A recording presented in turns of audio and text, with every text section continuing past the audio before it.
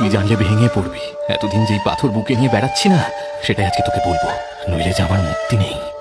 তার মানে কি হয়েছে বলো আমায়। তোকে কথা দিয়ে আসার পরে বাড়িতে সবকিছু জানাতে বাবা প্রথমে খুব খুশি হয়েছিল জানিস, কিন্তু তোর পরিচয় আর নামটা জানতেই বাবা যেন কেমন হয়ে গেল, নিমেষের মধ্যে না করে দিল এই সম্পর্কের জন্য। যথারীতি বাড়িতে অশান্তি শুরু হলো। একদিন আমি বাবাকে সামনে থেকে প্রশ্ন করতে তিনি মাকে ঘর থেকে বাইরে বের করে আমায় বললেন, খোকা, আমি জানি তুই খুব কষ্টের মধ্যে আছিস। আমি কোনোদিন ভাবিনি তোকে এই কথাগুলো বলতে হবে, কিন্তু বিধির বিধানকে অগ্রাহ্য করা যে আমাদের দ্বারা অসাধ্য। তার মানে কি বলতে চাইছো তুমি? আর আমার সাথে অনুর বিয়ের সঙ্গে এর কি সম্পর্ক? সম্পর্ক যে বড়ই গভীর খোকা। আমি জানি আজকে আমার মুখ থেকে এই কথাগুলো শোনার পরে হয়তো আমাকে আর সম্মান করতে পারবি না, কিন্তু আজ না বলে যে আর উপায় নেই। এমন কি কথা বাবা, যেটা বলতে তোমায় এত ইতস্তত করতে হচ্ছে? তখন আমি 25 বছরের যুবক, তোর বয়স তখন 3 বছর হবে। কাজের সূত্রেই আমার সাথে দামোদরের আলাপ হয়েছিল। দামোদরের স্ত্রী রেখা ছিল বড়ই মিশুখের স্বভাবের।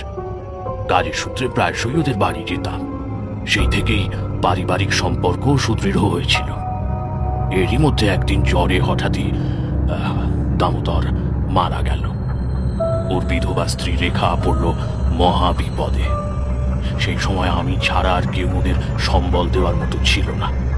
কখনো আর্থিক সাহায্য, আবার কখনো মানসিকভাবে পাশে থাকতে থাকতে কখন যে আমি আর রেখা কাছাকাছি এসে গেছিলাম নিজেরাই বুঝতে পারিনি।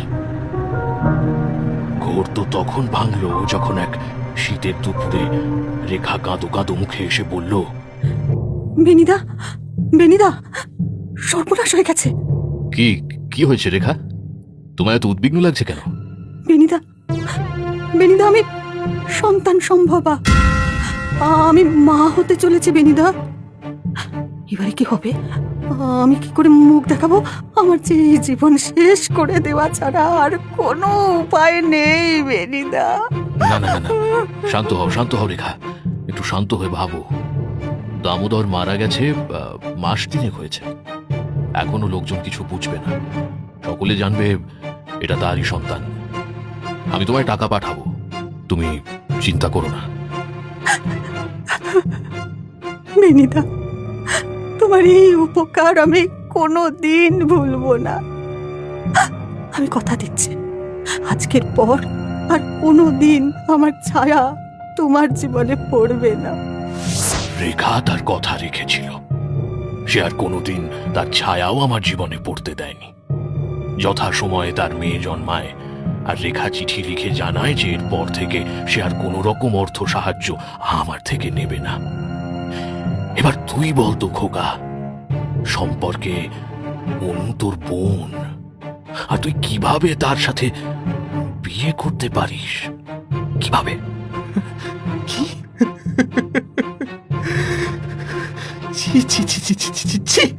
কি করে করলে তুমি বাবা? হ্যাঁ, তোমার জন্য আমার জীবনটা শেষ হয়ে গেল, সবকিছু শেষ হয়ে গেল। বাবা, বাবা, আমার কথাটা শোন। আমি আমি আমি ক্ষমা চাইছি তোর কাছে, একটিবার আমার কথাটা শোন। বাবা, তোমাকে বাবা বলতে আমার ঘেন্না করছে। আজকে তোমার জন্য আমাদের দুটো জীবন শেষ হয়ে গেল। করব না, তোমাকে আমি কোনো দিন ক্ষমা করব না, কোনো দিনও না। দাঁড়া দাঁড়া খোকা, খোকা যাস নে, খোকা আমার কথাটা শোন, খোকা যাস নে। সেদিনের পরে আমি আর বাড়ি ফিরে যাইনি। তুই আমার বোন, এই কথাটা ভাবতেই যেন শরীরটা গুলিয়ে উঠত। দিন রাত, সপ্তাহ, মাস কিভাবে যে কাটতো জানি না। তুমি তুমি এত কিছু একা সহ্য করলে সুশীলদা? একটাবার আমায় জানালে না? কোন মুখে জানাবো রে অনু? হ্যাঁ, আমার বাবার জন্য দুটো জীবন শেষ হয়ে গেল। কোন মুখে দাঁড়াতাম তোর সামনে, বলতে পারিস? সুশীলদা, আমি যে তোমাকে ভুল বুঝেছি, তোমায় দিন রাত দোষারোপ করেছি। আর তোমার মা, তার কি অপরাধ? তার কাছে ফিরে চলো সুশীলদা, তার যে আর কেউ নেই।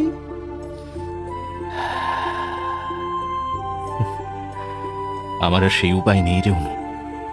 আমি এখন এসবের ঊর্ধ্বে। মানে? সে প্রায় 3 মাস আগের ঘটনা। মদের নেশা তখন আমার শরীরে একসাথে অনেক রোগ সৃষ্টি করেছে।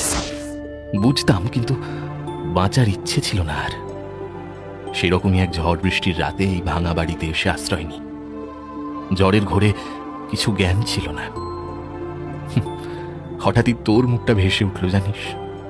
দেখলাম তোর সাথে অন্য কারোর বিয়ে হচ্ছে, তুই অন্য কারোর হয়ে যাচ্ছিস। না না না না, আমি আর সহ্য করতে পারিনি যে অনু।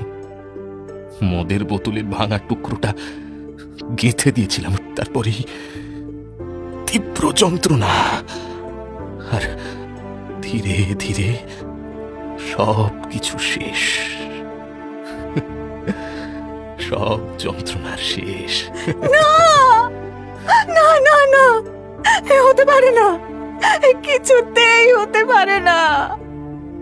আমি যে শুধু তোমার সুশীলদা, চিরকাল তোমারই থাকবো।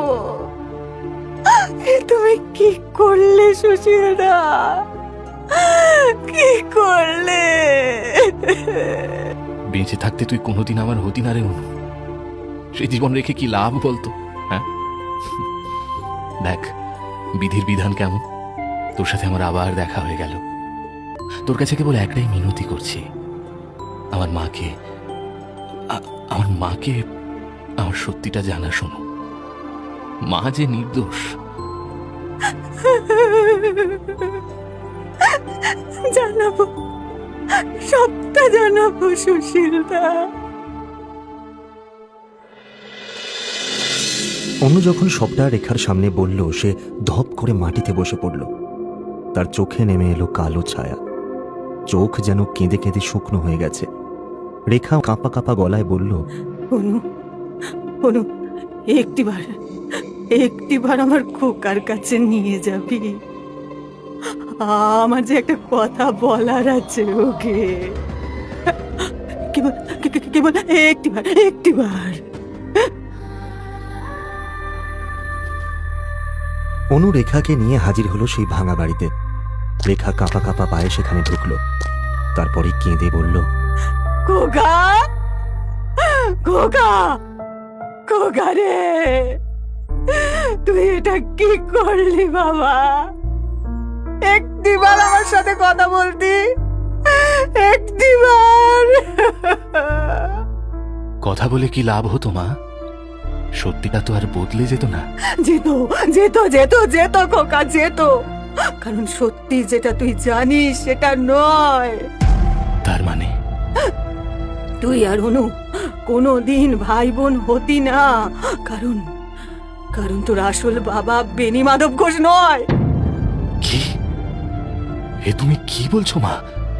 তুমি কি পাগল হলে? না না না, আমি ঠিকই বলছি খোকা, ঠিকই বলছি। যৌবনের উন্মাদনায় আমি এক ভুল করে ফেলেছিলাম, ভালোবেসে ভুল করেছিলাম গ্রামেরই এক ছেলেকে। যখন বুঝলাম ভুল করেছি, ততদিনে টের পেলাম তুই আমার গর্ভে। বাবা আর দেরি না করে বেনি মাধব ঘোষের সাথে আমার বিয়ে দিয়ে দিল, আর তারপরেই তুই জন্মালি। তোর বাবা কোনোদিন টের পায়নি সত্যিটা, আর আর আর আমিও ভয় জানাইনি। হয়তো এই জন্মে আমার আর অনুর একসাথে হওয়া ভাগ্যে নেই মা। হয়তো অন্য কোনো জন্মে হবে। তোমরা শুধু একটা উপকার করো, এই ভাঙা বাড়িতেই আমার কঙ্কাল রয়েছে, সেটার শেষকৃত্য সম্পন্ন করো। আমি মুক্তি চাই, মুক্তি, শুধু মুক্তি। অনু সুশীলের দেহের শেষকৃত্য নিয়ম মেনে পালন করল, আর সুশীলের মাকে নিজের সঙ্গে নিয়ে গিয়ে তার দেখাশোনা করতে লাগলো।